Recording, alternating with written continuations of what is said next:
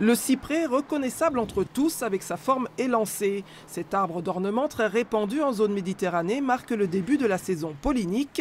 Le nez qui coule, la gorge qui pique, les yeux qui pleurent. En ce moment, l'ennemi numéro 1 des allergiques, c'est lui. Pour le cyprès, on sait que la saison commence de plus en plus tôt et se termine de plus en plus tard, que le taux de pollinisation est de plus en plus important parce qu'on en a beaucoup planté, donc ça augmente la quantité et fatalement ça va augmenter le nombre d'allergiques.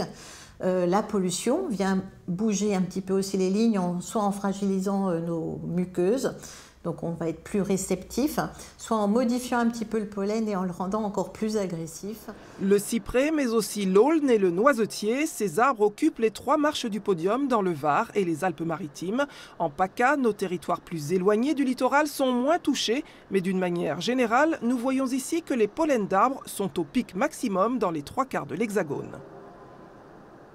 La météo joue beaucoup. Là, on annonce un nuage de poussière venant du Sahara. Donc, ça va encore plus aggraver le sort de nos allergiques, puisque en plus du pollen, il y a la pollution, plus cette poussière qui va jouer un rôle de surpolluant. En France, 30% des adultes et 20% des enfants seraient allergiques. En dehors des tests et des traitements, quelques gestes peuvent améliorer le quotidien. Éviter de se promener à l'extérieur, bien se laver les cheveux, la barbe, puisque la barbe est devenue très à la mode. Toute pilosité en fait. Voilà, toute pilosité. Se changer ses vêtements quand on rentre chez soi, ne pas mettre le linge à sécher à l'extérieur, ne pas faire de courant d'air, rouler les fenêtres fermées.